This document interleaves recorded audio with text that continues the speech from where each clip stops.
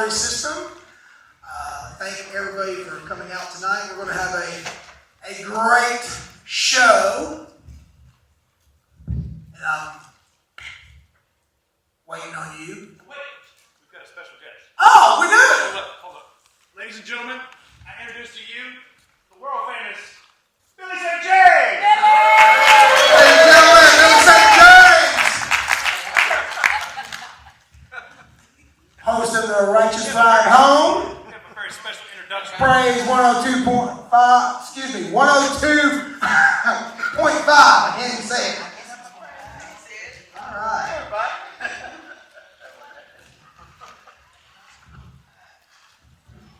How you doing, Billy? Doing great, doing great. Thank you. I want to thank John Miller. I want to thank Cal's. I want to thank this group of people here, and thank you for coming out tonight. My job was to come out here and shock everybody rock.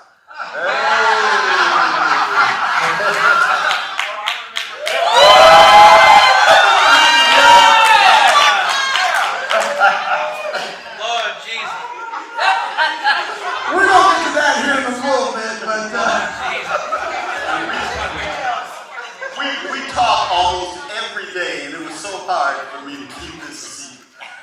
But they wanted me to come out and pay a special tribute to the radio station, but also, even though Joe was not the first program director, I think we all can agree, without Broadway Joe, it wouldn't be the Power 92 that it is today.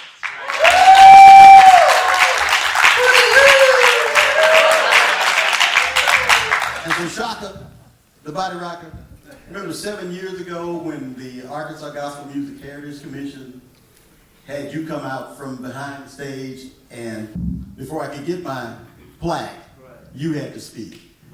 Well, turnabout is fair play, and that's what this is today. Joe always will tell people unabashedly that even though he did Armed Forces Radio, I'm responsible for his first commercial radio job here in the Little Rock area. But he'll also tell you that I'm the reason for a divorce from his first wife. We worked at a little station in a cotton field, 102, 106, 3. And when he took his first check home, his wife said, "No, you gotta do better than that." But I take credit for clearing the way for him and Miss Frady, so I think I can redeem myself. Let me just tell you real quick some of the things, the reason why Power 92 has been a success, not just because of Joe, but because of Joe's unique ability to spot talent also. You got people like Mark Dillon, people on stage today like Stack 3, Trey Day, Bobby Collins, Stormy Taylor, and even the ability to spot newcomers like Christian the comedian. So these are the things that help him in his success. But Joe as the individual, it takes coaching skills when you got a group of people like that. And Joe has been able to do that, actually just coach people so that the radio station can succeed. But he himself has to have these qualities. You have to be talented, community-minded, business savvy, promotionally astute, and a good listener. He listens to his staff as well as keeps an ear to the ground as to what's going on in the market. And so with all of these things, he's added foresight, insight, strategy, and cunning. And I'm just here today to say I'm glad I'm part of the team. I'm glad I've been associated with Broadway Joe and these individuals for this many years. And we're going to have a great night tonight. But would you give a big round of applause to Power 92, Broadway Joe, and the staff?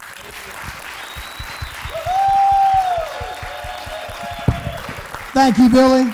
Appreciate you making the time to come out here today. All right, real quick, I'm going to introduce the panelists. To my left, the captain of the ship, the host of the Broadway Joe Morning Show, the Broadway Joe Talk Show, the Broadway Joe Video Show, and soon to be the Broadway Joe Podcast Show. Ladies and gentlemen, when I say legendary, this is him right here. Legendary Broadway Joe.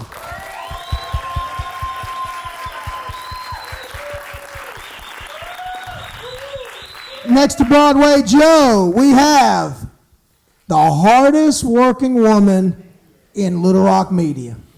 Okay? She is the Pam in the Toast and Jam.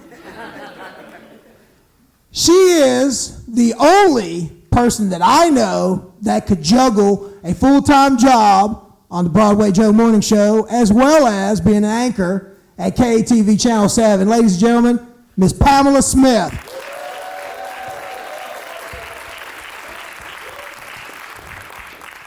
Now, to her left, my brother from another mother. He is one half of Little Rock's Wrestling Brothers. You know him as Big Daddy, Stack 3.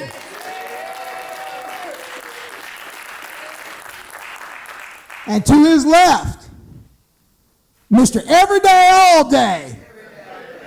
I know him as Travis Rowan, but you know him as Trey Day.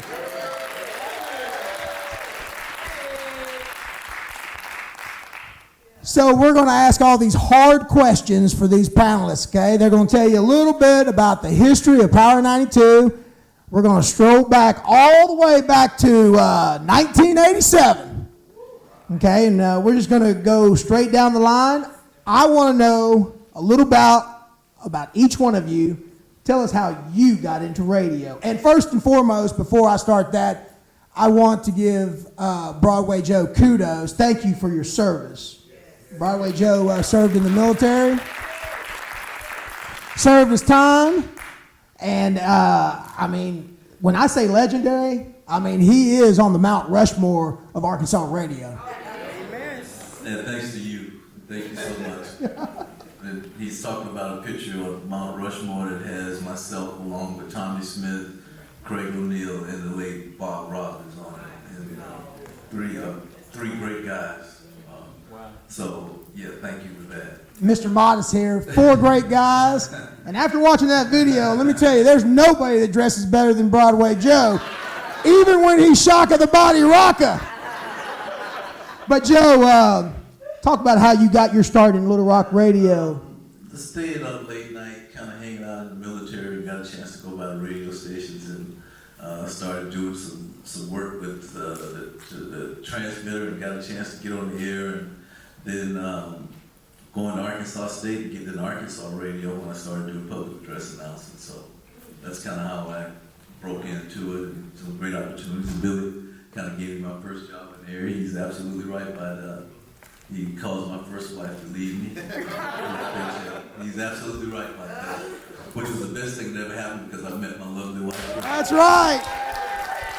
Got to give kudos to her.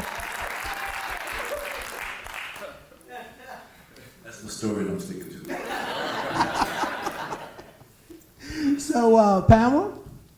Well, good evening, everyone, and I'm very elated to be on stage with the wonderful Power 92 family, and honestly, I don't feel like I deserve to be up here because these folks have been doing this for a lot longer than I was involved, but I did have the pleasure of joining Power 92, and they were Toast and Jam, and I was like, well, what about Pam?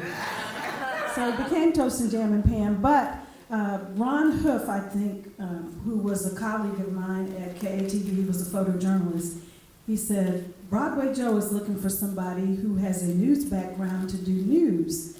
And I wanted to know if I can mention your name to him because, you know, you would probably do a great job, which actually was probably the furthest from the truth. And the reason being is because I came from a gospel background and I went to Oral Roberts University and I was like, woo, how will I fit in at Power 92? But I did have the opportunity to meet Joe and fell in love with the Power 92 family, and of course the rest is history. He hired me, God bless him, thank you for the opportunity. But one of my favorite radio stories is that because I went to Oral Roberts University, I did not know who MC Light was. When I saw it, I thought it was Mac Light, like a hamburger.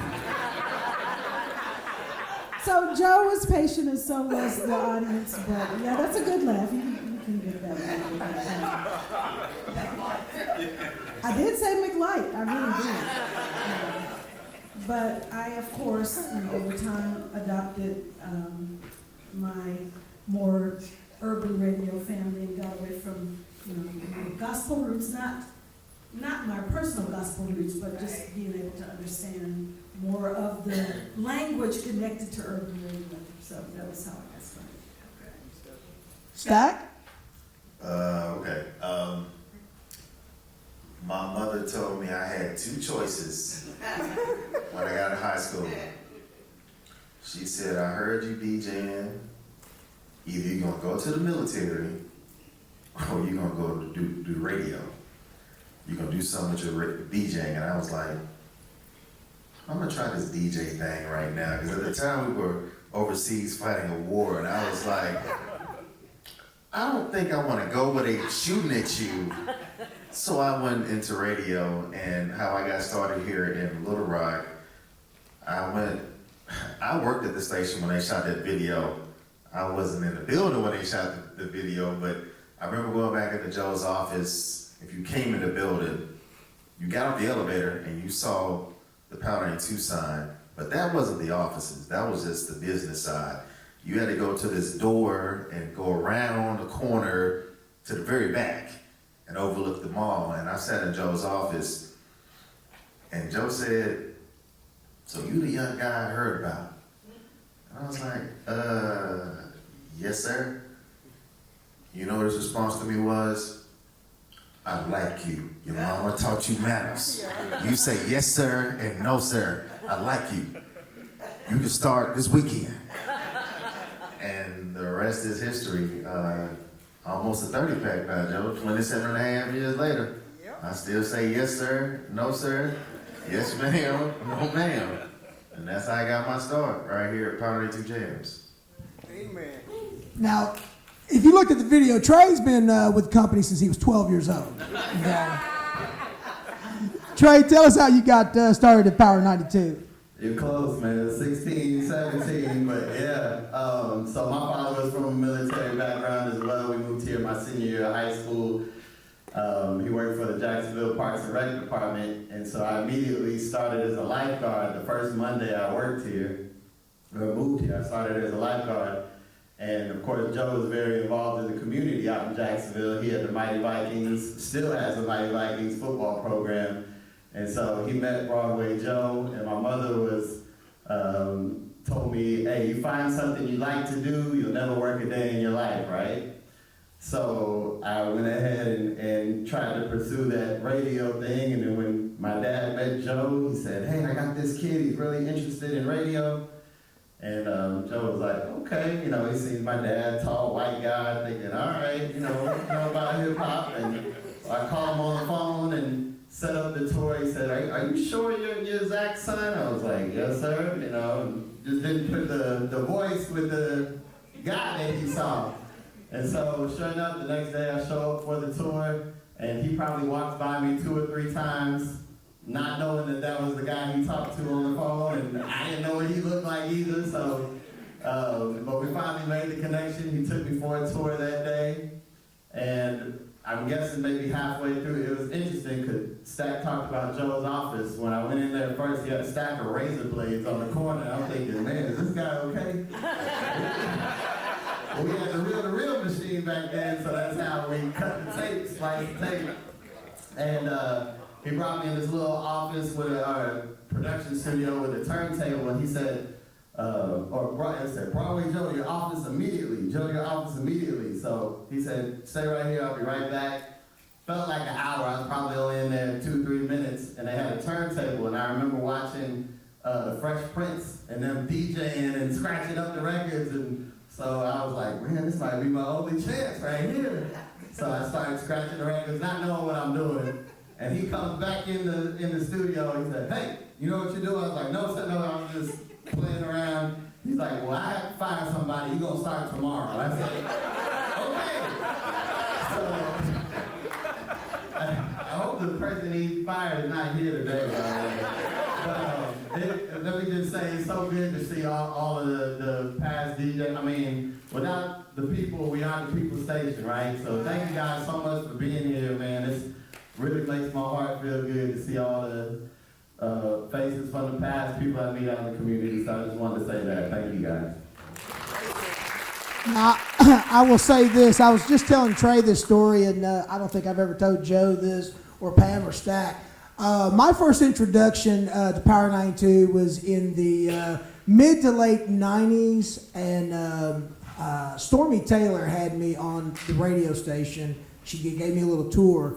And I'm going to tell you how powerful Power 92 was, okay, or actually still is. They were the first ones in the market with computers.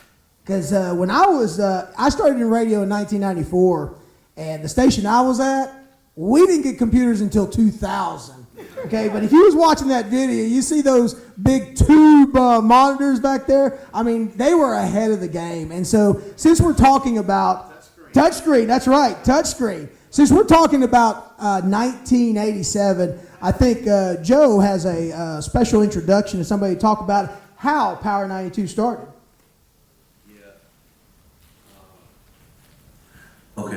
I wanted to take the time to introduce a very special guest that we have here tonight that came all the way from Dallas, Texas. But I called him and told him about this special reunion and how special it was for the community, and people would be out. And this would never, ever happen if somebody didn't give it a chance. And Shock of the Body Rocker was never on Power 92. Let me say that, okay? That was before Power 92. Power 92 came on Christmas Day in 1987 at 12 noon. And I probably got a call about 30 minutes or an hour after it came on and say, "Hey, you need to turn over here and listen to this station." And I did, and then after that, 2 months later, I was hired. So for me, actually, this month is my 36th anniversary at the radio station. But 2 years into my stay at the radio station, an opportunity became available for me to be the program director. And this gentleman gave me an opportunity, and I say that a lot of times you just ask for an opportunity. James Brown had a song back in the day, said, "I don't want nobody to give me nothing. Just open up the door and I'll give it myself." You remember that song? But I say that because he's been very modest over the last 35 years of our relationship. But I've always thanked him for giving me an opportunity, because he saw something in me, and I think it's because we're kind of military people that he gave me an opportunity. But I would like to introduce the person that had enough courage back in 1987 to say, it's time for a high-powered urban radio station in Little Rock. And I don't think it was just like, hey, we're going to do it, but there were a lot of options available. And Power 92 was one of the options, but it took somebody to trust and believe that it would work. And I want to introduce the first owner and the person that turned it from country to urban. Wow. And that's Mr. Cal Arnold. Please give him a big round of applause.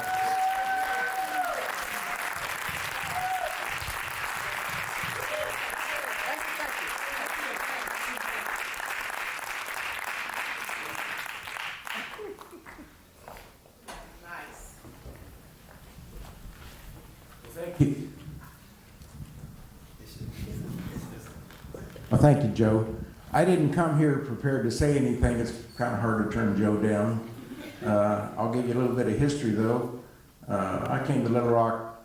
I'm a San Diego boy. I would have never left if I hadn't been drafted in the Army.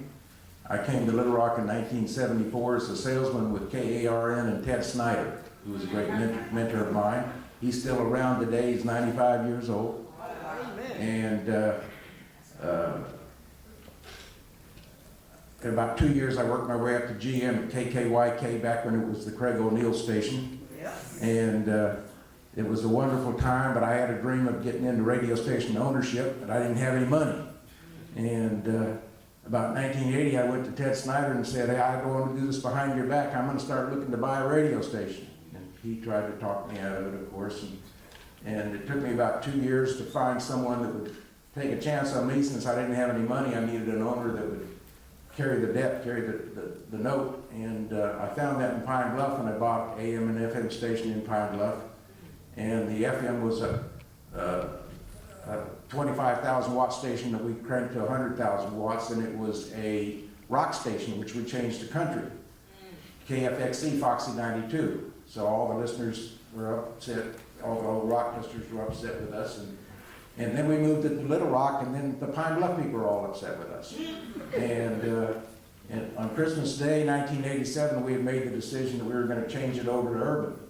And it was kept a great secret. Our sales manager, Gordon Hodges, was about the only one in the station staff that really knew. And we got up on Christmas morning, and I told my wife and daughter, we got to get up early and open the presents because we got to go down and change the format of the radio station.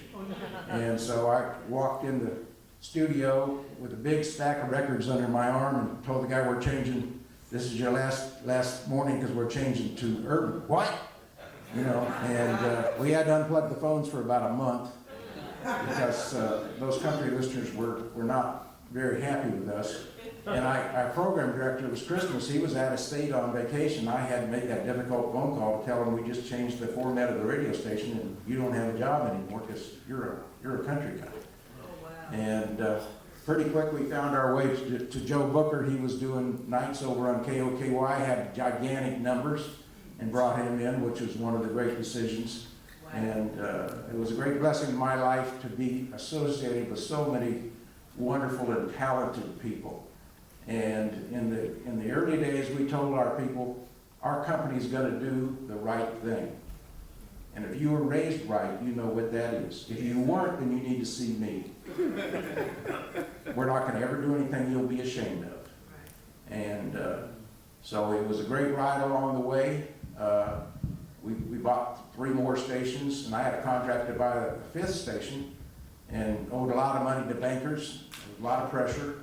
And in 1997, our bankers, which was Nations Bank in Dallas, they eventually swallowed up Bank of America, and they called me and said, do you know Larry Wilson, Citadel Broadcasting? I said, no, I don't know him.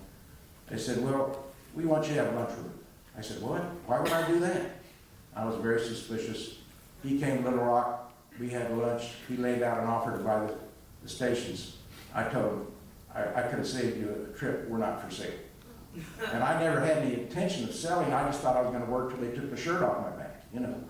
And but over about a 6-month period, he brought back 4 more offers. And finally, when he brought back the last one, my eyes got kind of big. And I went to my mentor, Ted Snyder, and I said, look at this offer this guy's giving me to buy the stations. And he looked at it and he said, well, you'd be a fool to turn that down. I said, well, it's interesting that you say that, Ted, because he wants to buy you too. And he said, now don't push me. I was 51, he was 68. He said, now don't push me, Cal. Don't push. I said, well, I just don't understand what you're saying to me doesn't apply to you too. Well, he ended up selling out the Citadel also, long story short. And it was a great ride. I never intended to sell the stations. I was just so elated with all the great people we had and success. By the way, in the early days, our sales manager, Gordon Hodges, who we all loved, was like a father. He passed away last October. He's the first guy I told. He's in my office walking up and down. He says, are you sure about this? I mean, are you sure? I mean, are you really sure? I said, yeah, I'm really sure. Have you ever managed urban before? I said, no, I haven't. Have you ever sold urban before? I said, no, I haven't. But you're really sure? So there was a few doubters like that in the beginning, and he had to run the sales staff to go out and sell the advertising. But it took 3 months for the first audience ratings to come in, and they were so big that Gordon came in my office and he said, "Man, this Urban is the slickest thing, isn't it?" If you heard him talk about it after that, he would almost sound like he was the father of the decision. You know? He was a great guy. He and I discussed over many problems together, along with Joe, and I miss him dearly. But that's kind of the history that I would pass on to you. It was a great blessing in my life to be surrounded with so many great people and to ride on their coattails to success and occasionally give them a kick, but occasionally them drag me into success. And I'm thankful and blessed, and I wanted to be here to bask in the success of this station and Joe Booker's legacy. So, thank you.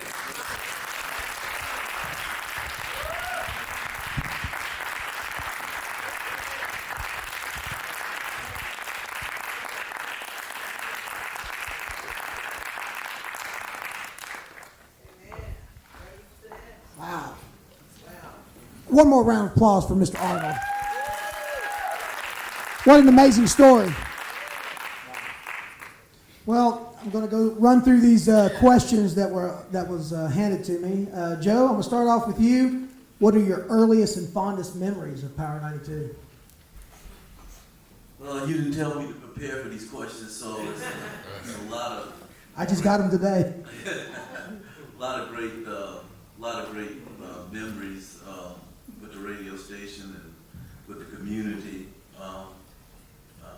I think that the earliest thing I can remember is, like I said, Shock of the Body worked for KOKY, and I was on my way to work at KOKY because I was doing middays and I was a music director in 1987, 2 months after the station came on.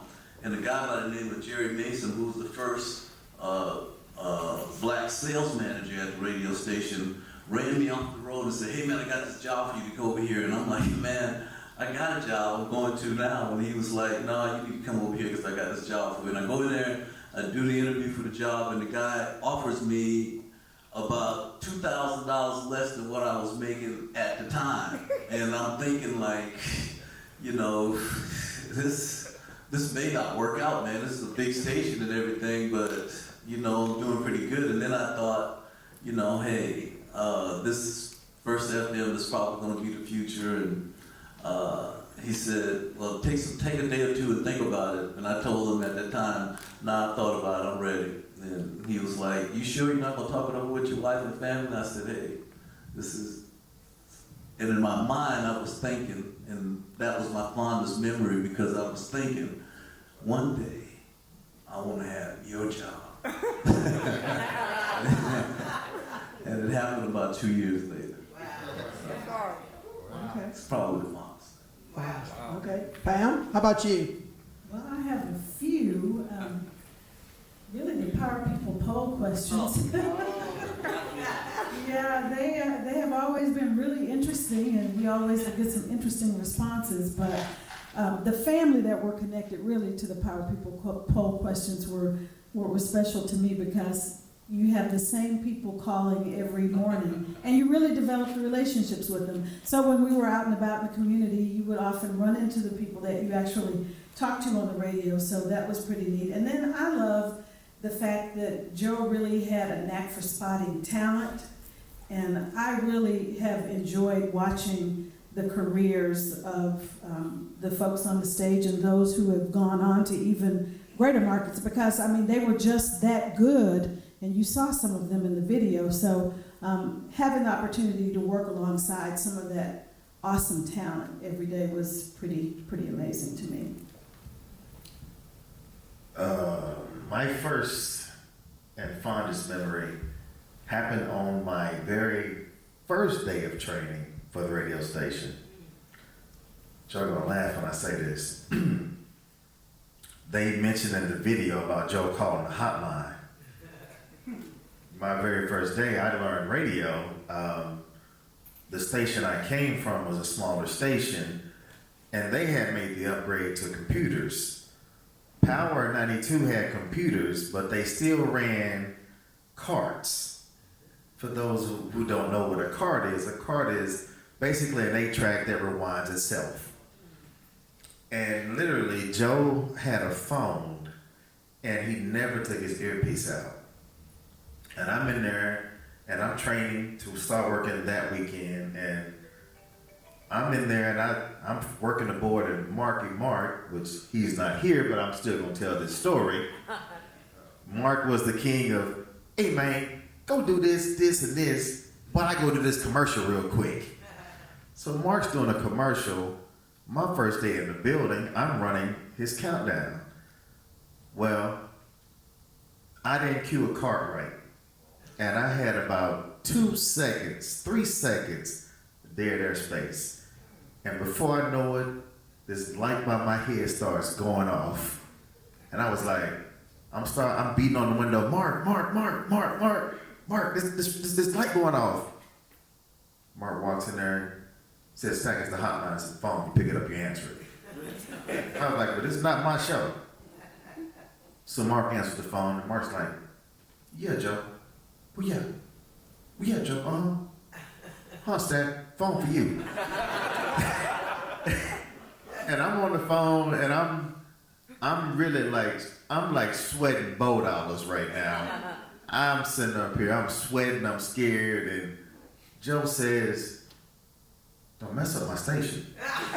"What's going on?" I said, "Joe, the cart just didn't cue back up right. I didn't know." He was like, "Okay, don't make that mistake again." That's my first memory of the radio station, because Joe let me know then and there he never, ever, ever turned the radio station off. So if you said something, did something, played something, he knew about it. And then that goes even further in my career, because everybody remembers the Bad Boy show. I was the first Bad Boy, and we always got calls after 9 in the morning when he got off the air. He would wait until his air shift was over and then call us on the phone. But no, that's my first memory. And Joe, you remember that phone call, Joe?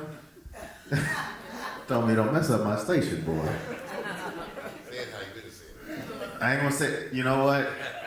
No sir, Bishop. No sir, Bishop. We don't talk like that. Trey? Man, I got so many, but I guess the first and fondest early memory was the day after I started at Power92. Kind of got put in charge of the computers, putting the commercials where they need to be. I was pretty good with computers, and a lot of the older folks at the station didn't want to mess with them too much, so that was kind of my end. And Mark, who Stack just referenced, came in one day, and I was up there.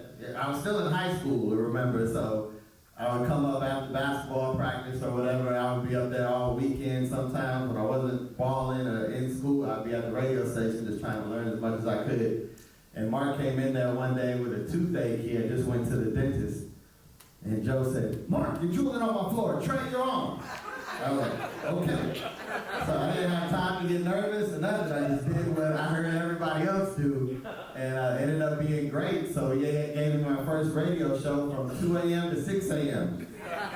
So my mom thought I was kind of crazy, but go to work 2 to 6, then go to school, basketball, and sleep for 2-3 hours, and get back up to the radio station. But as Joe talked about earlier, giving somebody opportunity, man, I just have to thank him, because, he took a chance on a young white kid on a hip-hop station. And I know he probably got a lot of flack for that. I know I got some emails and stuff back in the day. It used to bother me a lot. I used to delete them. I wish I would have kept them now, because they gave them to the archive. But yeah, when I first felt like I was really in there was when we relaunched KOKY, and he gave me that opportunity to put in some of the music on KOKY. I wasn't, a music historian, so a lot of those songs we played on KOKY, they were played on Power92. They were just redone. So I knew a lot of the songs from the originals, which I never knew existed. And I was like, man, I played this song on Power92 before. And then when I got to the blues program in the blues, I used to hear people say, oh, how bad hip hop was, it's so vulgar. Have you listened to the blues?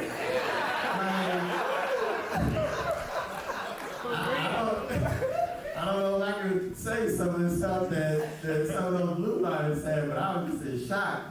And I had never heard it before, because I wasn't originally from the South, and it was something else. So I came up there on Christmas Day, kind of a similar story where, you know, just open presents, get up to the station doing it. I think we relaunched it on a New Year's Eve or something, or New Year's Day. And then to learn the history of KOKY, but for Joe to give me that opportunity to help with that was probably like one of my fondest memories. Like, oh yeah, I'm in there now, you know. So thank you for that, Joe. I have a quick question. How many of y'all are like Silent Night fans from the Temptations? Oh my God. that The most requested Christmas song, right? That is something that is in my head every holiday, even though I'm not at the radio station now. When Christmas time rolls around, is the Temptations' Silent Night. You know, while we're talking about, you know, each one of you kind of mentioned, you know, something similar about family, and obviously, you know, these are faces and the voices that you hear, but Joe, we also have, you know, some behind the scenes, you know, people that are integral to Power 92, right? Yeah. We have this Angela Madison. Is Angela still here? Angela was actually on the video. Come on up, Angela. Come on up, Angela. Come on up. Angela was actually on the video. And there are some other people here tonight. If you work for Power 92 or even KOKY, could you stand up now so we can kind of see who all's here tonight? Power 92 and KOKY. It's hard for me to see, but Trey, you can kind of help me. Some of the people we see out there, Reggie over here from the old Power 92 days, and Mello, where's Mello Mike at? Right there. Mike. That's Mike. Okay, Mike, I'm sorry, I can't see because it's like Mello Mike over here. Is that Ashawn back there? Ashawn? Yeah, Ashawn. And a lot of people don't know, is that you, DeWanna? That's DeWanna. DeWanna Phillip. Now, DeWanna actually knows Shaka the Body Rocker because Shaka was on KOKY. Let's see, Antoine, y'all hear him on my morning show all the time, right there. And you hear him every evening on our station. He is Tom Scott Jr. There you go. Tom Scott Jr. There you go. Okay. And we got Ron Mack, the Mack Attack back there in the back. And who else we got? I'm trying to see. Uncle Jam, that's Uncle Jam. Uncle Jam from the Sunday night show. I can't see who that's you, Ron. T-Smooth. T-Smooth back here. And Dana goes way back. Dana was on the video when she was young, but she's working for the city now in the community. That community thing went good for her because she's back in the community doing community works for the city now.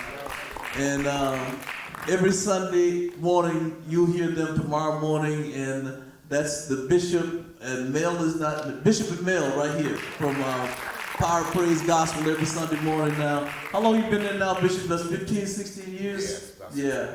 So, but yeah, thank y'all so much for coming out tonight. Oh, we missed, and our engineer, who's the youngest engineer we've ever had, Aaron. Our chief engineer, by the way. And Randy and Becky from B98.5 are here tonight. Thank y'all for coming out too.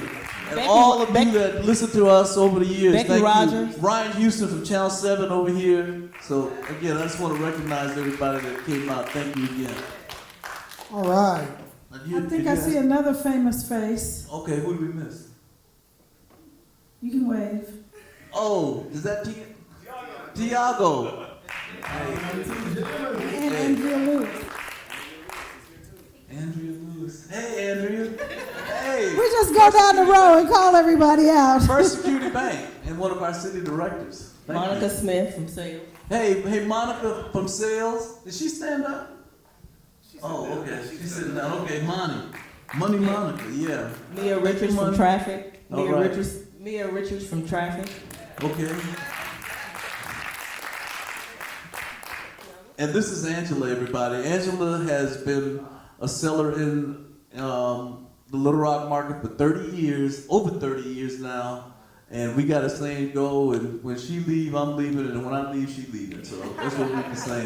So, I mean, everybody, when you buy an advertisement, you look at Angela. I mean, when you've been doing it for 30 years, I mean, she's kind of the go-to lady. But as Cal said earlier, one of the things that we had to do is we had to sell it, you know, and so that's what makes it so special is having good people like Angela around. So I'll let her say a little bit. Selling is very important in a radio station because, you're part of the team that, puts the paychecks in there. Yes, we're the people who are not seen, but we enjoy what we do because we have a chance to work with personalities, and they're family to us, but to you guys, they're celebrities. And so when I go places, I'm always inundated with people who know them and who feel like they're family. One of my clients, I was at his business one day, and we were talking his next radio plan, and the lady walked into the store and she said, Broadway Joe told me so-and-so and so-and-so, like he told her personally. But he does endorsements for so many clients, and along with Trey and with Stack, and they feel like the personality is talking to them. So that's very important in a sales situation. And when I was a kid, I didn't understand what sales was. I thought radio station, I didn't know what that was behind that magic box that I was listening to. And later found out that there's a whole operation that goes on. And so we work hand in hand. We're like a team. So we strategize a lot behind the scenes to come up with plans to help our clients succeed, because if they don't succeed, we don't succeed. And if the on-air talent doesn't succeed, we can't sell because we don't have anything to sell. And so that community aspect is a major part of what we do in the sales department. And just like Yeti said on the video, Mahogany Brown said on the video, public service is public service. But if if you're a for-profit business, you talk to the sales department. So it's our job to make whatever plan that client has come to life and to work with on our talent. And so I'm so blessed to be there since 1993. Cal and Gordon hired me when I was a young 20-something-year-old, and I'm a lot older than that now, not too far out of college. But we all have all kind of inside jokes.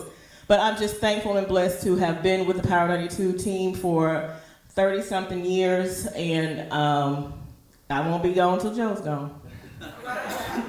Now, Angela, I'm going to go ahead and ask you this question since you've been with the station for many, many years. What's your earliest and fondest memory? I have several, but one of the things that me and Billy, because Billy's in sales with me, does on a daily basis, is after Joe gets off the air, we almost like bombard his studio to talk to him about client stuff and about things in general that help our station work the way it does. But one of the fondest things that I remember from the sales side is when I was a struggling new salesperson, and when you start, they give you a desk. I got a phone book, the big, thick, yellow page phone book, and a desk, a phone, and a phone book. We had one computer in the studio, in the office that we all could work on at the time, because this was 1993. So I was a new sales rep, and I wanted to increase my sales. And so I went into, Gordon came to me like a father, and I appreciate this from him. As Cal said, he's passed away. But I went into his office, he said, let's figure out a plan for you to make X amount of dollars more. I think it was like 10% more, whatever it was, next year. And he said, when you do that, after we put this plan together, what do you want? And I said, a dumb young person in an apartment, struggling. I said, I want a microwave oven. That's what I want. So when I reached that goal,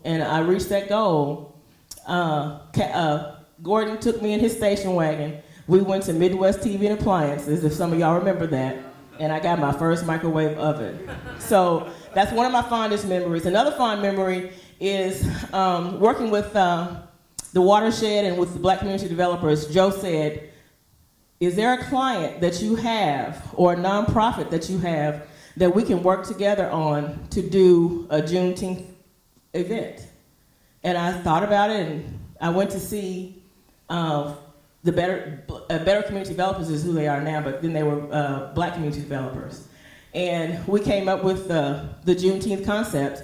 And sometimes I was selling and working, trying to help plan and all this stuff that we did to make Juneteenth successful. And Joe just took that to the next level. We started at Central High School. He took it to the next level, and he made it something that we could give $25,000 plus to the watershed every year from that event. So the community has always been a big part, and I've learned a valuable lesson from that you're always supposed to give. And I feel like that the talents that I have, that God's blessed me with, I am also supposed to give back. So that's one of the biggest things that I've learned from Joe over these years. And I really appreciate that kind of schooling and knowledge from him, because that's why the station is really the people's station. Yeah. Trey, I'm going to start off with you on this one. What's the most surprising or little known fact about Power 92 that most people don't know? Starting off with who? Well, I did say Trey. Can you repeat it? Most surprising or little known fact about Power 92? Man, I don't really have a good answer at the moment. I'm sorry. Most surprising or little known fact? Or even about you. All right, I'll give you one. Okay. So during the pandemic in 2020, we had the COVID policy, so everybody had to do the radio show from home.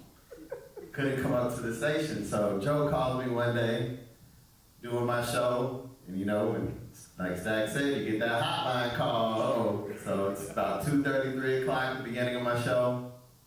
Trey, what are you doing in the studio? You need to go home. We got a COVID policy. Like, Joe, I'm in my daughter's closet. So I guess that may be a little known fact now that sometimes Christmas, stuff like that, I got my little computer, my microphone, I got my daughter's clothes right here, the Pampers, and she banging on the door sometimes and sitting there with me during breaks. But yeah, that's maybe a little known fact that sometimes we have to record remotely, and in my case, I use my daughter's closet as my studio. I would have never thought that. But I want to give a quick shout out to you on this now. Trey Day is a very modest person. He's a great tennis player. Obviously, he has a scholarship that he has at UALR. Can you tell us a little bit about that scholarship? Well, once again, this goes back to Joe's example of community service. I always wanted a voice in the community. I didn't necessarily mean it literally, but that's what happened. And I followed Joe's lead. So when I graduated from college, I chose the school, UALR, U of A, Little Rock now, and the Mass Communications Department to give back. I received a scholarship to go there. And I just felt that was the right thing to do, to find other kids like me who basically all they needed was some financial help. They had all the intelligence and drive to finish college, but they needed a little financial help. So this is the 25th year, maybe, 26th year. But we raised over $100,000 through different events, bowling, tennis, some of you guys big sports fan, really it was just a way to get people to come to my birthday, to do like celebrity events so they would come to see and I could have a birthday party. But yeah, we took all that money, gave it to UALR and endowed it. So now it makes money on itself and it's helped out thousands, well I shouldn't say thousands, probably 100 students who all have, knock on wood, went on to graduate and do big things. I saw one of my former scholarship recipients at the Grammys 2 weeks ago, which was really cool. So yeah, so that's a little bit about my scholarship. Thank you for asking. That's near and dear to my heart, so I appreciate it. Great job, yeah. Giving back. Stack, what's a surprising or little known fact about you or the station?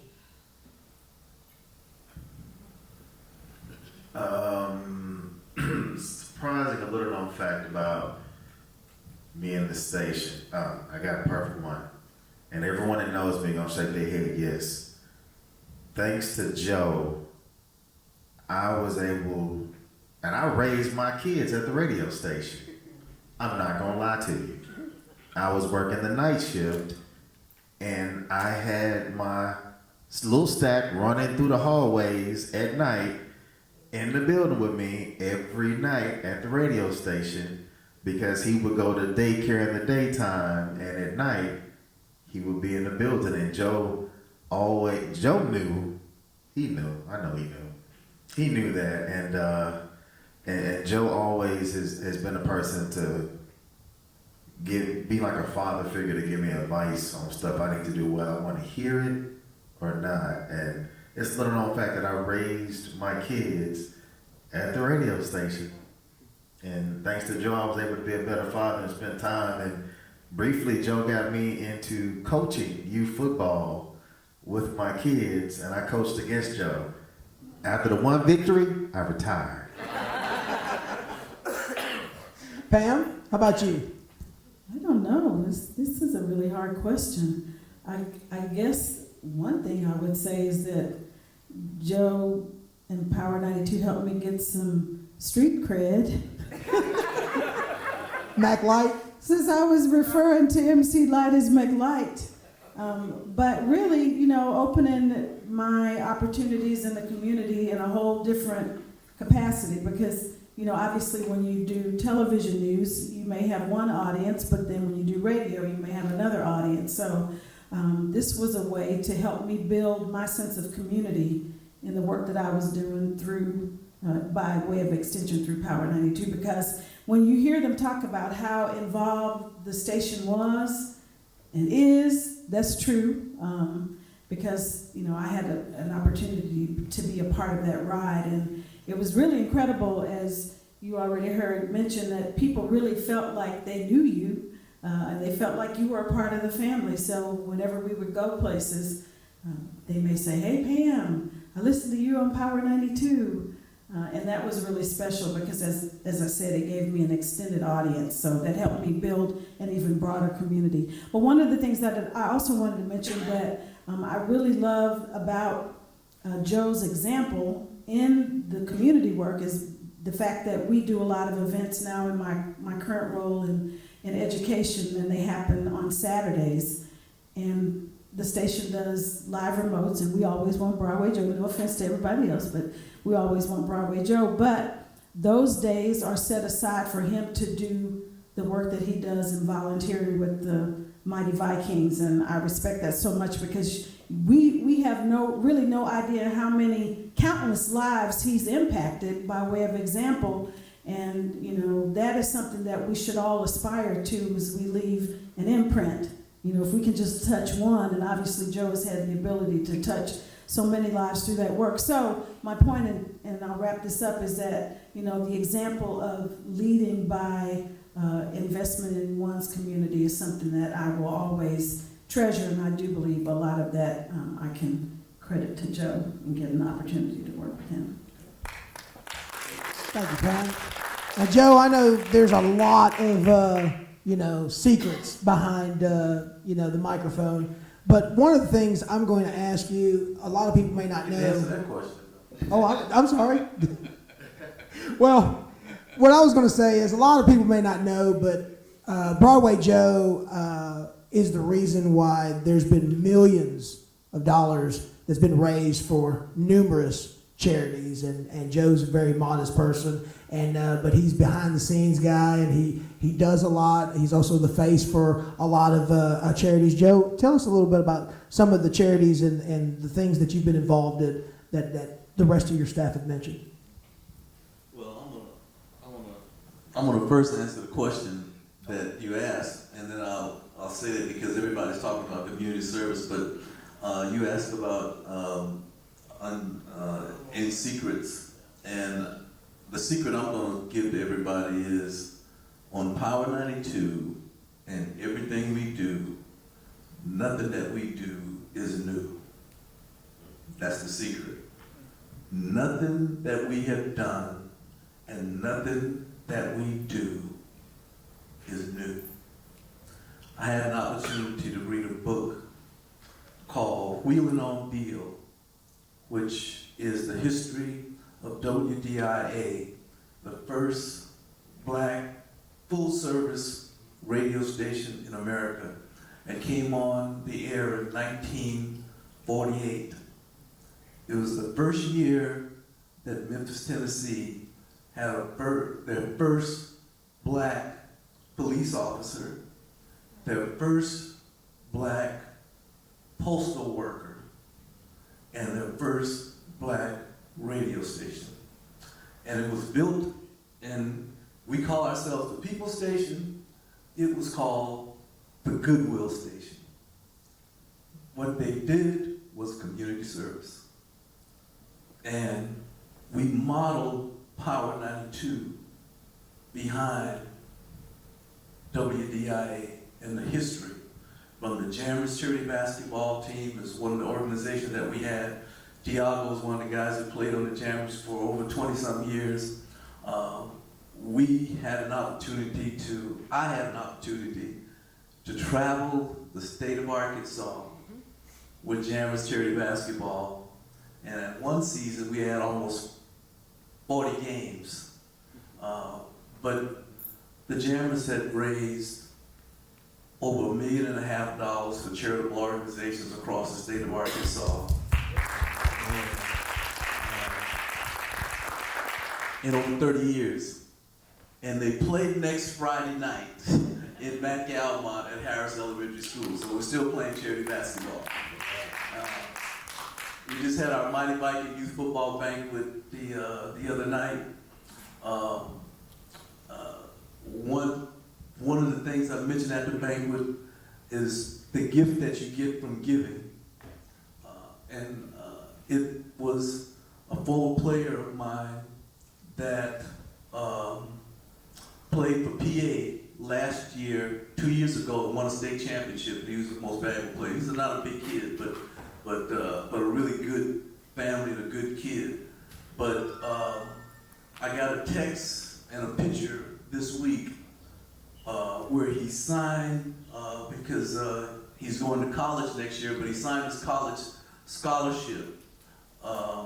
He had his Mighty Viking helmet, he had his Pulaski Academy helmet, and he had his high school helmet that he played in last year. But I think the thing that I'm so proud of is he signed a 4-year scholarship to play football at Princeton University. So, nothing that we do is new. It's all old, and I credit it to the book Wheeling on Beale, and also credit it to Al Bell. And if you know the history of Al Bell was the founder of Stax Records. Isaac Hayes to Rufus Thomas, to all those guys. And Rufus Thomas actually worked at WDIA. But Al Bell said one time, the makeup of a good radio station, and if you read the magazine that's out there, I told them the makeup of a good radio station is information, education, and entertainment. If you can do those three things, then you can have a great radio station.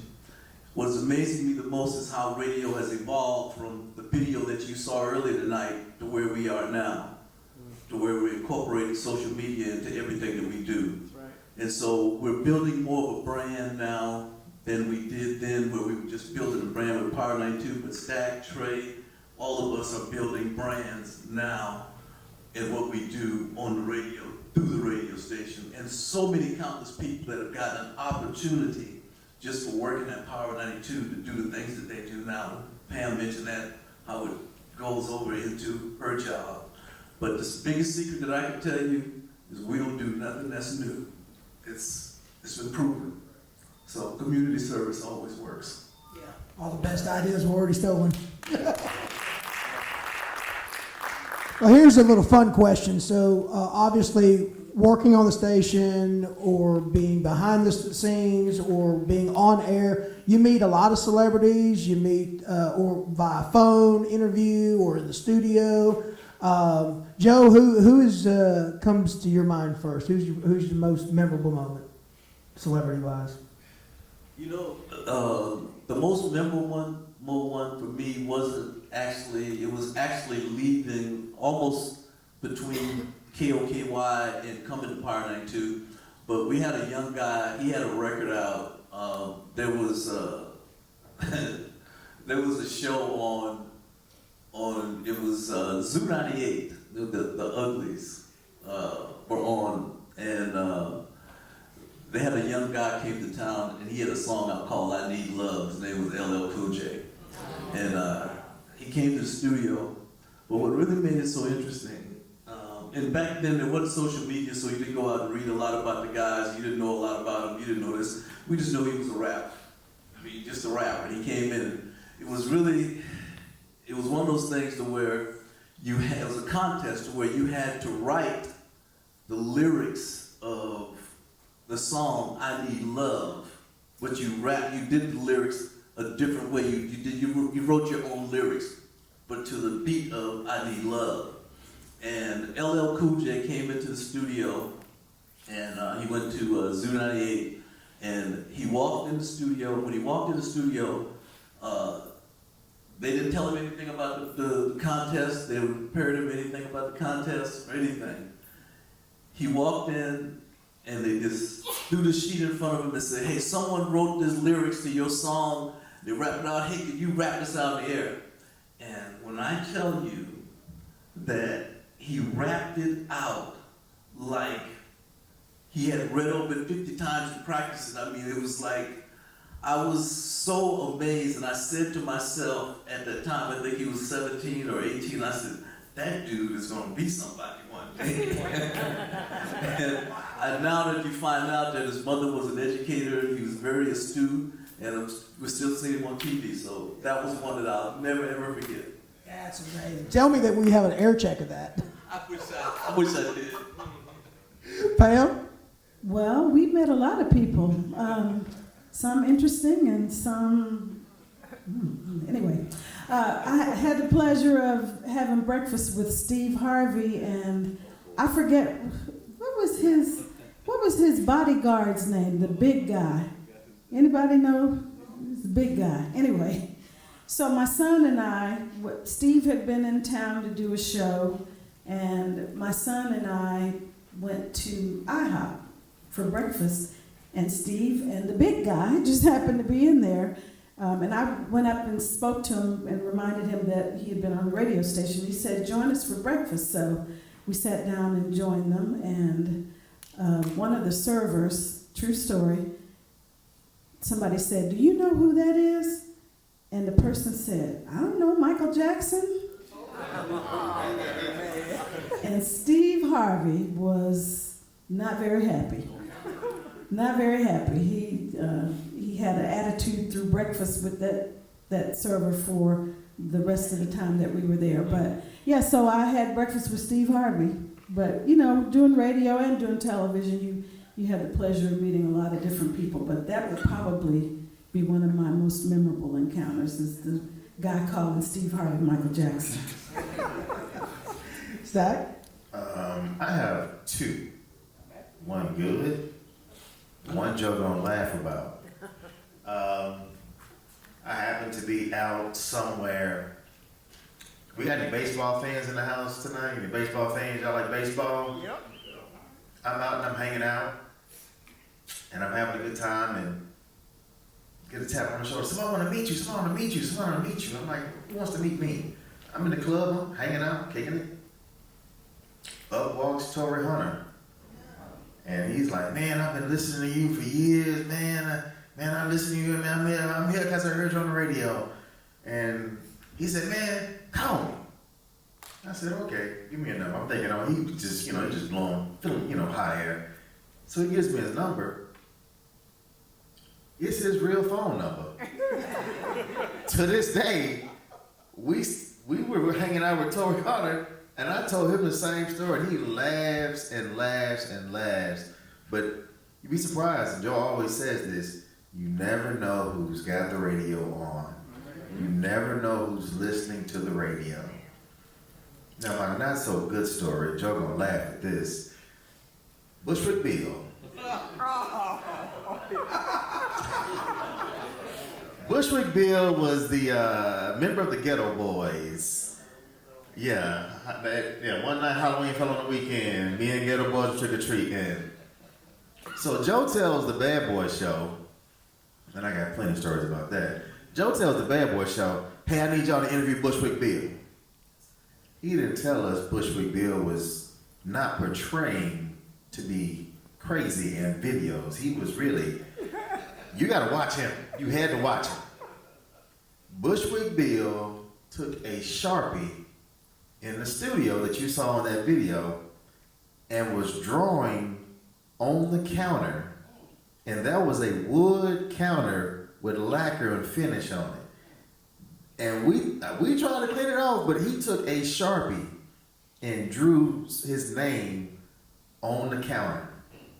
All I gotta say is Joe woke everybody in the house up the next morning.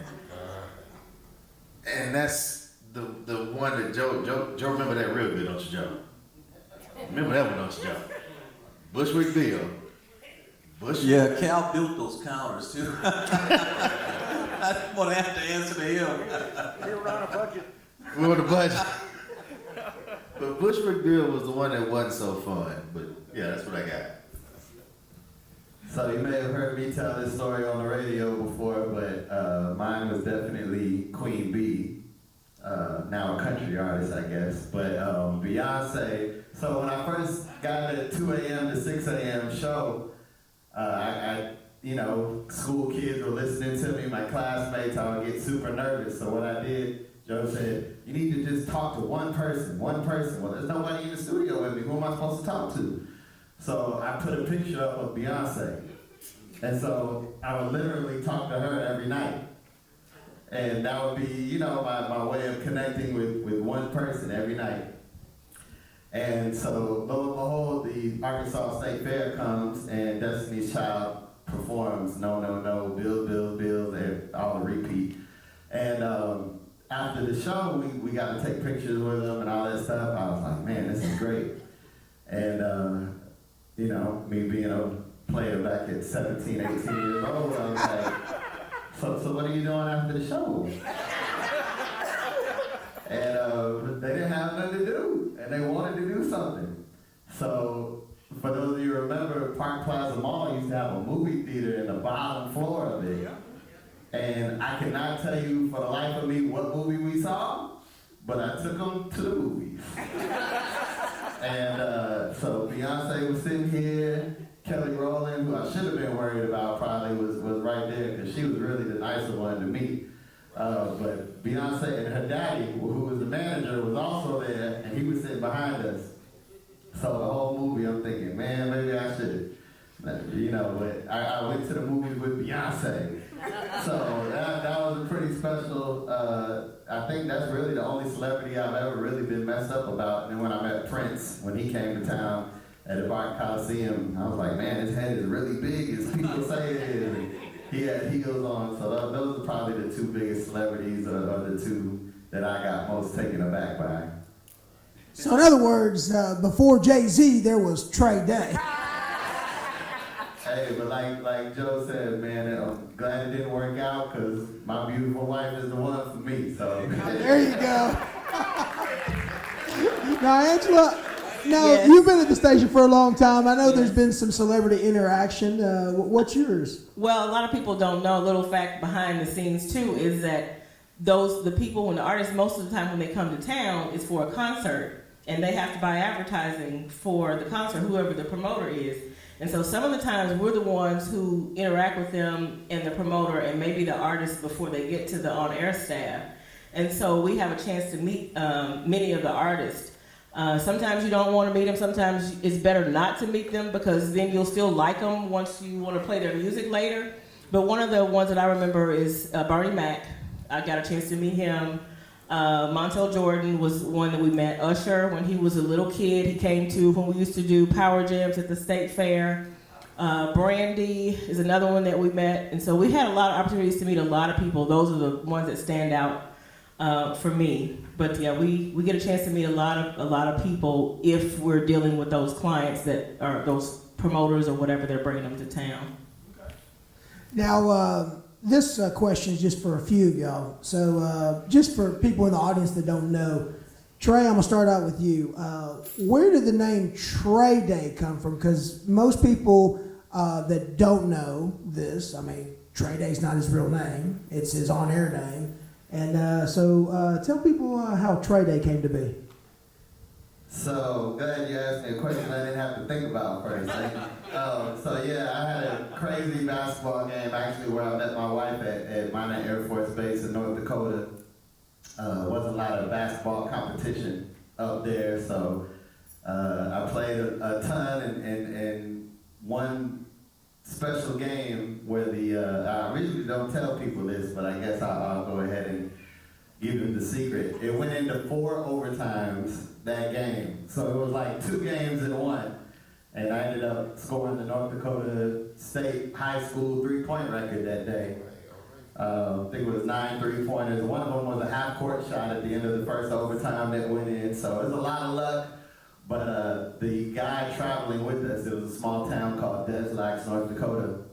And the guy from the newspaper went back to the Air Force Base, wrote the article next day, and we called 3-pointers trays. And in the paper the next day, it's me high-fiving a teammate, and it said it was a Trey Day. And so that's how the name stuck. Everybody had the newspaper, it's a Trey Day, Trey Day! And so that name stuck, and there was a janitor we had who claimed he used to play music with B.B. King back in the day. He had a couple teeth, and Trey Day every day, all day, baby, Trey Day. So that's literally how the name came about, and I've stuck with it ever since. That's great. Now, Stack, now obviously, you know, your on-air name is self-explanatory, but when you were deciding what you were going to go by, how did you choose Stack 3? For those that don't know this, my grandfather is actually the National Blues Highway. He was part of the longest running blues syndicated show ever, the King Biscuit Boys, KFFA down in Helena, Arkansas. And he's also has a stage named after him at the King Biscuit Blues Festival in Helena. So of course I couldn't leave my heritage out. My last name is Stackhouse. And my name before I got here was Stack Trey, because I'm Stackhouse the third. And Joe said, we can only have 1 Trey. So you're just 3. I said, yes, sir. So that's how I got Stack 3. My name was originally Stack Trey. And he said I could be, we only had 1 Trey. And we both the same age. I'm actually older by 2 weeks, but he had been there longer, so he got to keep the Trey. I got to keep the 3. So there we go, Stack 3. Now, Joe, you have the most famous moniker in Little Rock radio. It is Broadway. How does Broadway Joe come to be? I want to say that just for what he said. If you ever go to a class reunion and people start telling you stories and you go, I don't remember that. I kind of feel like that. It's like, Stack Trey. I don't remember that. Joe, they're true. Okay, but I don't remember that. Oh man, you wrong. You know, Broadway Joe is, you know, it's kind of, you know, everybody had to have a handle back in the days, and so, you know, that was kind of like the handle name that I used, but, you know, there's been the Arkansas Tornado, when I was with Billy down there, that was the other part of Broadway Joe. He always had something to go along with it, like the Arkansas Tornado, Shaka the Body Rocker, now it's the Lead Dog. You know, it's always something to go along with it, but, you know, back in high school, they used to call me Charlie Joe, and so I just had to have something to go with Joe, and so Broadway kind of fit. That's kind of how I got it, man. Isn't there a song that goes with it? Yeah, it's on Broadway, so that was a theme song to go along with the name. Every name has to have a theme song, you know. So George Benson on Broadway came out. I think that was like, you're making me tell my age. So, I'm sorry. You look great though. Came out, so on Broadway. So that on Broadway song, we still use it on my talk show now. So that's kind of how the Broadway thing came on Broadway. Why didn't you ask me that question? Because you use Pamela Smith. I'm sorry, Pam. Is there a story? No. That was your given name. I was about to ask, is that your real name now? That is my real name. All right. Okay. So I'm getting the cut throat over here. Angela, I'll go ahead and start out with you. Last question. What do you think Power 92's legacy is going to be when you're retired? I think the legacy is going to be that it really did help a lot of people along the way. It was just not a radio station for music, but it was a station that cared about the community and that was involved, gave you the news, entertained you, and gave you information. And so that's what I think the legacy is going to be. I think it's also a legacy of that, like Cal said, has birthed a lot of really talented people that have gone to other markets and done other things in their careers. The reason that Joe is still here is because this is what he loves to do. He left one time and we almost had a fit, so he came back. So we're glad that he did, because sometimes when you leave, you learn things and you come back and you make things greater than what they were. So the legacy, I think, will be something that we can be proud of. And we can, I can't really leave. I've left twice and I really can't leave. It's just like a part of me, because I keep coming back. Even when I was gone, I worked in country radio, I worked in classic rock, and I've always come back. So it really is a family. It's a place that you love and you can grow and do other things. And like Cal said, we're always on a budget. So that's never been not the case, but we work very hard. We salespeople, as well as the on-air staff, we might be outside washing a vehicle or taking it to the car wash or cleaning it out because it needs cleaning out. We go over and above because we love what we do. And so I'm proud that I have been able to be a part of this legacy along with so many other people out here, some who have gone on, to be with God, some who are still here that we don't see in this room. But these were very special people, and so I'm just thankful and blessed to have had this opportunity. And I hope this legacy, I hope the young people appreciate this, what we've planted for them, and they can carry on after this group of people have gone on to wherever we go next. Trey, when it's all said and done, okay, how do you want to be remembered as a part of Power 92's legacy? Man, I'm just so thankful to be a part of it. I mean, the People's Station, it truly is not just a moniker, it's who we are. I think that'll be the legacy of Power 92, is all the different people we've helped, touched, heard our voices, and it assisted them in some kind of way. That will definitely be the legacy. As far as my personal legacy, to me, it's not about the destination, it's about the journey, to get there. All the things from, here in the beginnings of Power 92 to what I think probably is my greatest day in radio was when I went down to Dallas and received with Broadway Joe the Marconi Award for the National Radio Station of the Year. Well, I was in Little Rock, Arkansas. So that was, that was a lot of work I put into that, and with Joe Stack, and many of you in this room, Angie,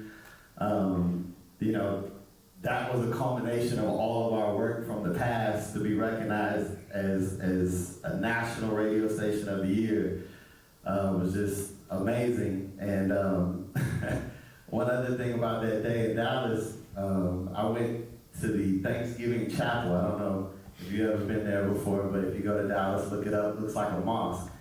And had some time to kill, so I went down there, and one of the guys from the Marconi said, "Man, did you pray down there to win this award?"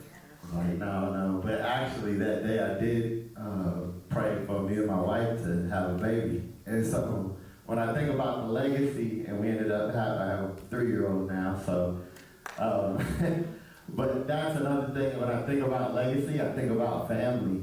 Like, I can go back to my daughter's birthday and think about, you know, doing the show from her closet, like I mentioned earlier, and have her, you know, all the stuff I've, you know, been with Stack and Joe, and I think we are a family. We're truly the people. There's not a day I can go out in Little Rock and not say, somebody say, Trey, or I know that voice from somewhere, you know, you don't look like you sound kind of deal. But that's the legacy, man.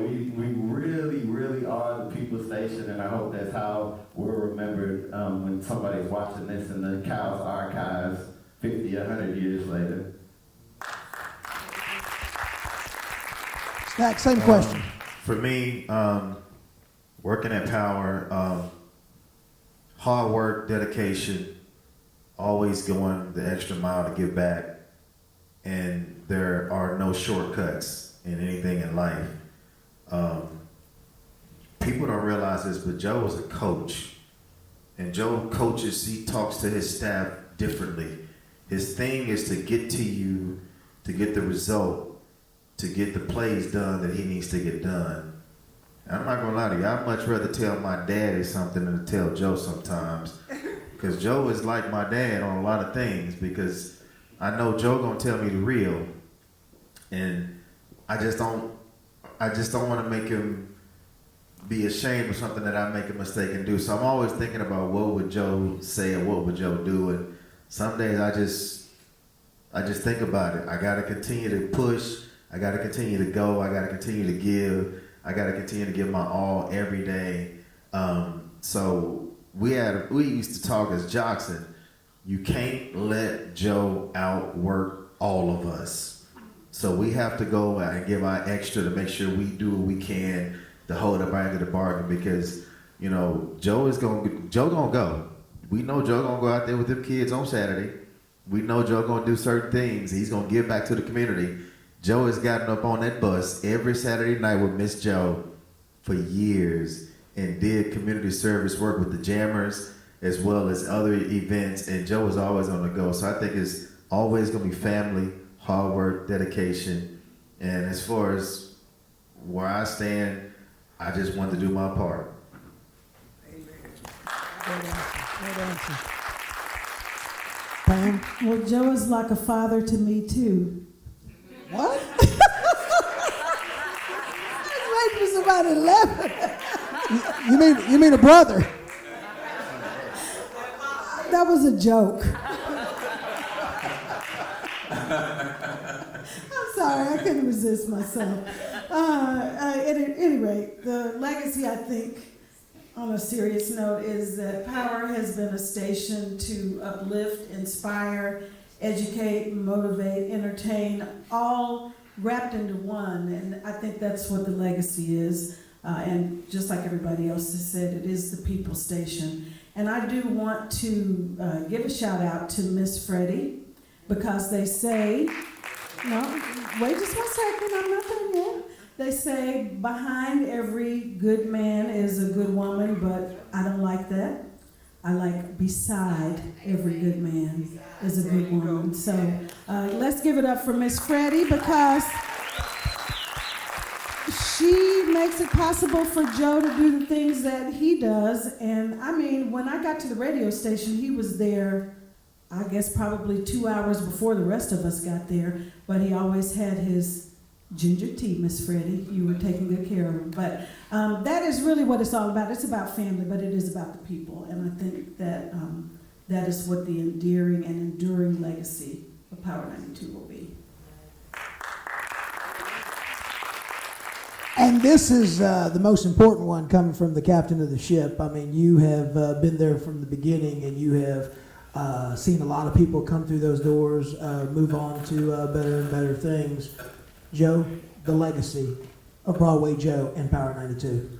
Well, let me, Pam took a little bit of my thunder there with my wife, because, you know, I was up kind of praying, and, you know, one of the things is she's not only my wife, but she's also my best friend for the last 40 years. Amen. And so she's been with me through the whole radio thing. We used to swap off on babysitting my son. When I did nights, I would babysit him in the morning, she'd do it in the evenings, and it was one of those things. But one of the things that we do, and it's very important to us as a family, is every morning when I leave, even on the days that I don't go to work, that's not often, but we pray. And not only do we pray, we get on our knees and pray. And then I have a special little sign as I walk downstairs to go to work. And the sign reads, "What would Jesus do?" And it's kind of like going on the football field with your players when you touch the sign just to go down, because every day I hope that I can take care of business. And I always say this, especially to all the guys that are with us and Angela and everybody else. And I appreciate all of the things that they said, but believe me, I'm not where I want to be, but thank God I ain't where I used to be. Amen. And so... Statement right there, because he's come a long way. Truly have. And one of the things that was life-changing for me was back during the banging in Little Rock era, when I wanted to really quit and not do this music anymore, because I didn't like the negativity. I didn't like what they were saying in the lyrics. There were a lot of things I didn't like, and I remember going to the Watershed and having a talk with Reverend Stewart, and I think that was the day that he came out, my spiritual advisor, because we went down to the water and we talked, and it was a simple thing. He said to me, "Well, Joe, if you're not going to do it, who's going to do it?" And he said, "If you don't like the music, then start doing something between the music. Put something good between it." And I started thinking about things that we could do, and that was like in the 90s. You remember when that came banging in Little Rock was, and we started doing the PSAs, and we started doing a lot of community service, and it's just kind of started going from there. And then I got the book, and I started reading more about it, and just started implementing all of that. So I just think that that's probably the best thing. I just want to thank everybody that came out tonight that were part of this legacy that we built over 36 years of this radio station and being a part of it. Thank Big John and everybody for giving us this, and Danny Joe. And I want to thank Cal for coming all the way from Dallas and being here with us, because he didn't give us an opportunity. There wasn't a lot of money in urban radio back then. And he talked about Gordon. And I got to say a quick little story about Gordon. Because Gordon and I had a really good relationship. You know, Cal was the colonel, and he was there, but you didn't want to go to the colonel's office. You always want to talk it over with the sales manager. But I remember the frustration that he had in his face one day. But this is, he worked at Magic 105, and I'm not going to say the name of the business, but it was a business that everybody uses, and it was one of his friends, and they didn't want to buy the radio station, and he was really, really, really, really taking it hard, and he just didn't understand. He said some things, and it was like, you know, I just don't understand why they don't want to buy our radio station. It's the only reason that they don't want to buy it is because we're black, and that's just not right. And he was just so upset about it, and you know, I remember calmly, and I said to him, "Gordon, don't let it bother you, because I've been black all my life. So you'll get over it, we'll be fine." So it was just one of the things, and he looked at me so strange when I said that, but it was one of those things of business. But we learned how to deal with it, and I remember when we first made the first $1 million as a radio station in the market. I don't know if you remember that, Cal, but you gave me a $5,000 bonus. Yeah. So it was so exciting, but I got an opportunity to leave, and people talk about that opportunity. That opportunity was to go to South Carolina to WWDM, which was the #1 billing station in America. And the one thing I learned when I was there, and I brought it back here, was you can't be as good as the rest. You gotta be better. And that's what we tried to do. And so I guess for me, my legacy, that I hope that everybody can appreciate what community service that we've done over the years. And that's one other thing I wanted to say, and that was a number of years ago, especially to Stack and Trey, these two guys. They've been with us. For me, it's 36 years this month, and Trey, it's been how many years for you? 28 years, and Stack, and you were with me for 13 years, and Angela's been there for 30 years. So it hasn't been just Joe. It's been some good people, and that's the only way that you can build a house. You got to have good people on it, good stones, good bricks. Everything has to be solid to make it work. But I received an award from the NAACP some years ago, and it was presented to me by Miss Annie Abrams, and it was called the Annie Abrams Award. And I didn't know Miss Annie's speeches, so when she gave it to me, she said, "Now you know you got to pay rent." And I was thinking, no, I'm buying my house. I'm not paying no rent. But what she meant was, you have to serve. If you put in a position and you have the opportunity, you have to serve. You have to pay your rent to be here.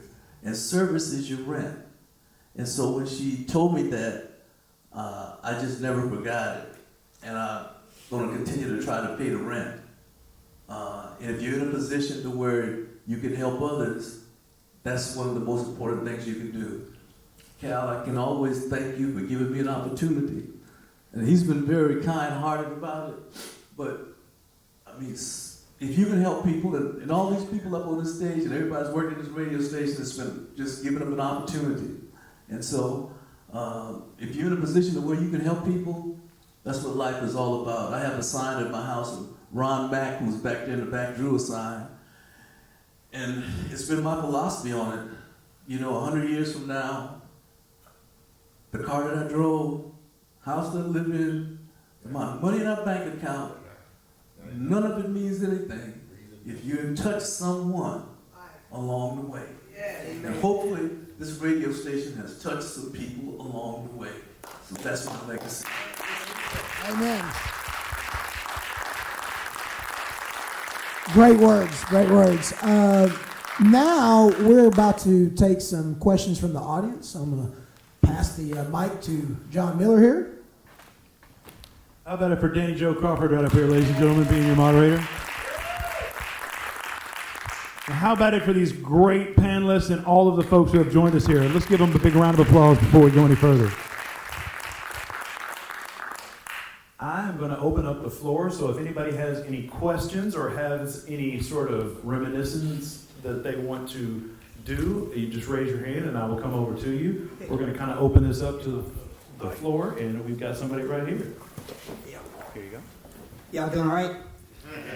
Well, first of all, I want to commend them. Like I said, when they told me 87, I go all the way back to the first day they cut the airways on, but I also have been a part, and everybody on the stage is alike, but they made me Arkansas famous.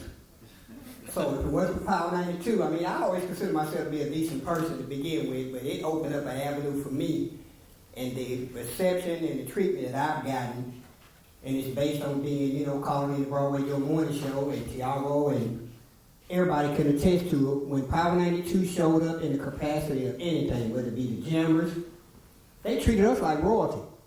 And they only do that because they feel as if they actually know you. So the word family is an understatement, because I'm just happy to be a part of this family and been received as a family member, probably a stepchild, but I've had some little ways about me. But that's the best thing about this station is when they say they are the people station, they are the people station. And I'm just happy to be included in it, and I want to thank y'all for it, and hope I made some fond memories down the way. But like I said, I'm famous in the state of Arkansas because of Power 92. Y'all doing all right? Anybody else? Raise your hand. Anybody have any questions? No? Well, I'd like to thank, somebody over here. I'd like to thank everybody for coming, and I would really like to thank Broadway Joe and the jocks and all of the folks here at Power 92 who do all of the rent paying that he's talking about. Because they do that all the time. That's the reason Broadway Joe is always on the go, because he's always got rent to pay.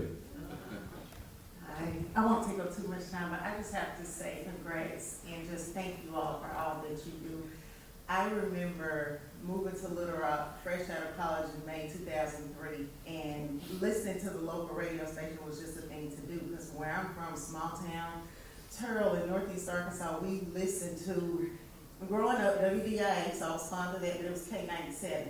So then moving to Little Rock, Power 92 is what it was. And then to now be in the space that I'm in with First Security Bank, and just the last 5-6 years working with you all, and Broadway Joe Morning Show, the First Steps Tuesday Radio, all of that, I really appreciate the innovative ways that you all really try to incorporate when you say inform, educate, and entertain, because we are really giving the information to help people when it comes to just uplifting and being better people for the community. So I just want to say kudos, and your legacy will continue to impact the world, honestly, because nationally recognized, like, that's just tremendous. And just to know you all, I'm forever grateful, and I hope that you all continue to be good stewards and just continue to live your lives and do the best that you can, and just keep fulfilling God's promise. So thank you.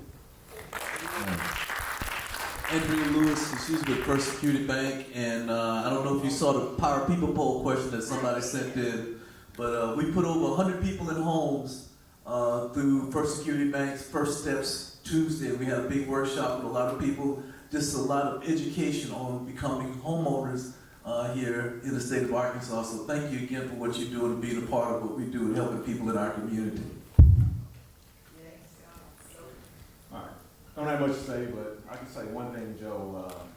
I played a lot of basketball as a kid, and one thing I can say that I've learned from you is how to give back. Even today, I still coach and do things, but it wasn't until I started being with Jammer, seeing what it meant to give back, I really learned that from you. Thank you for that. So. Wow, that's amazing.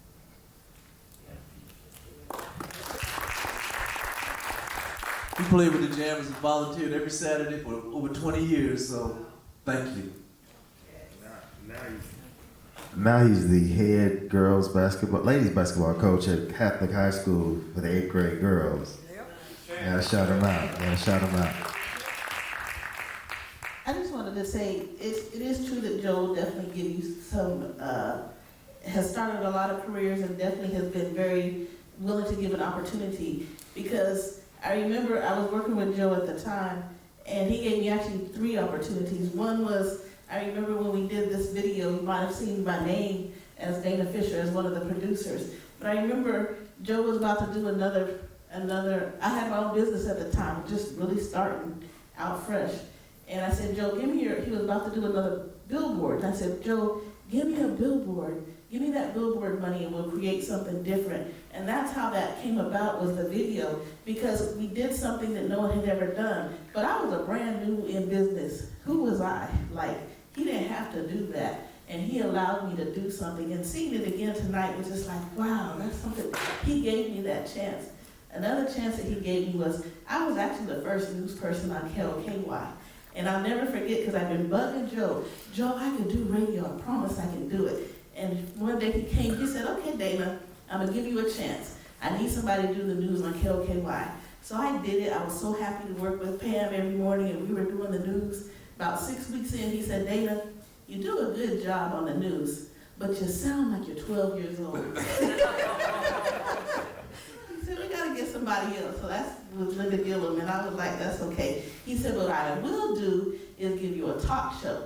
So can you do a talk show? And so that's how Friday Focus came about. So he gave me a chance to do that, and I was able to do a talk show. And that's also how I got involved in the community, and now here I am 25, 30 years later, and now I'm in the job that I am, where I get to do community programs. I mean, it all started back from when we were doing stuff back with KLKY, with Power 92. I used to be a morning show producer. He allowed me to do that too. A lot of the shows we did. Juneteenth was actually an idea that we had, because I told Joe, you remember that? I said, we can't do the 4th of July. we got to do something for Juneteenth. And again, it was, when I tell you that Joe has allowed people to have ideas and actually do something with them, and that's why I brought my brother here, because many of you may or may not know that the bumper stickers, the ad specialties, the jackets, all of that come from novelties. And when I tell you that he gave my brother a chance too, I'll let him talk about his own opportunity. All right, she made me come up here, but Joe and I go back a long way from when Joe really was early with the radio station. And I came up to Joe and I asked him, I said, you know, we could do jackets for Power 92. And Joe actually wasn't the program director at the time, but he took it to the program director, who was downtown Kevin Brown at the time. And Joe gave me an opportunity to do jackets for Power 92, and ever since then, so that's 30-something years ago, and we've been part of the Power 92 family with Power Fridays and Jammers and all that. So I appreciate the opportunity to work with the radio station and through all the years, and I just want to say thank you for those opportunities.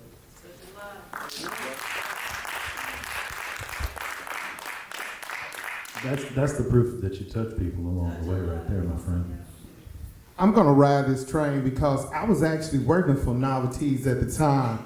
So Joe came into the shop in Pine Bluff, and Kenny was like, hey, can you do a Toast and Jam t-shirt? I was like, yeah, man, I can draw anything. So I drew the Toast and Jam t-shirt. I did some caricatures that I've forgotten about.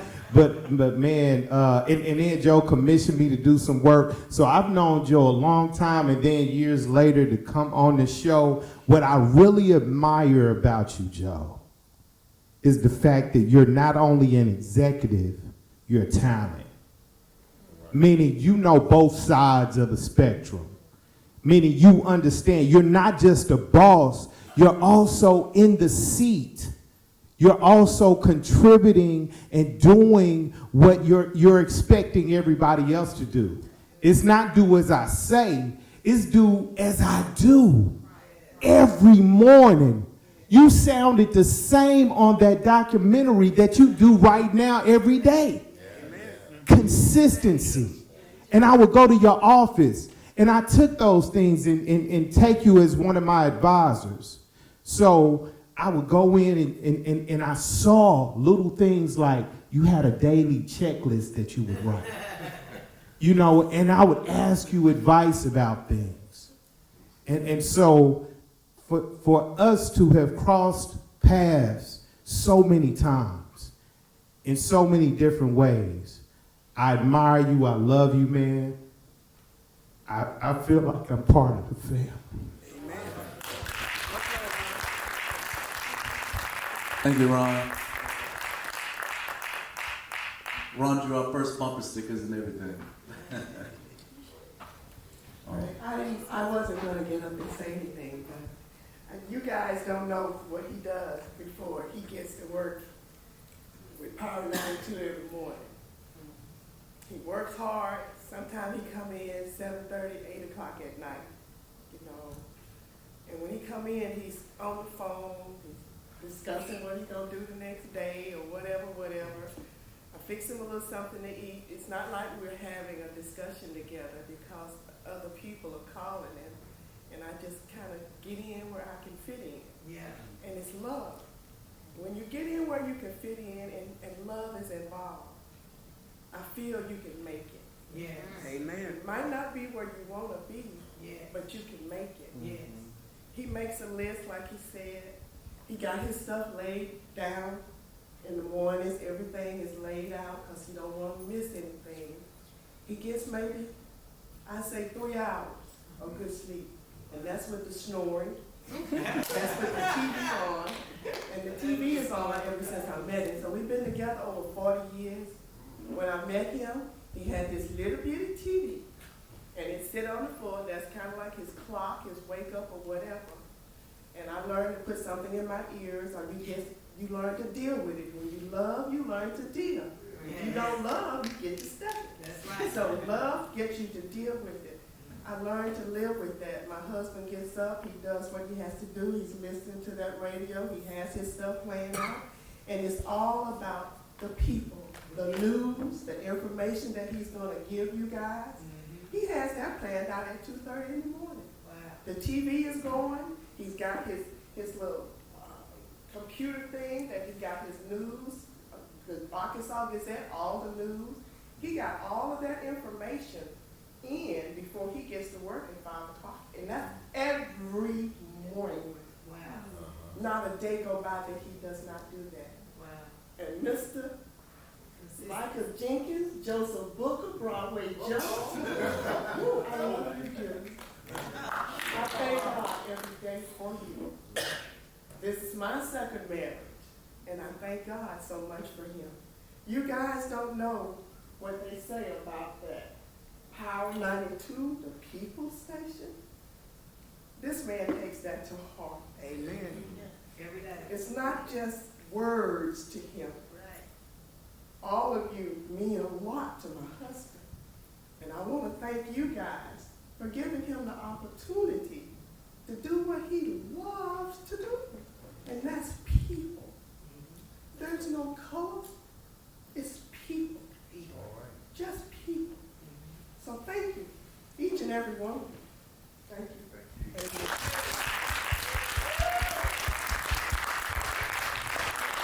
Well, ladies and gentlemen, that wraps up our program for tonight. Thank you so much for coming out tonight. Everybody drive safe, and y'all have a great evening.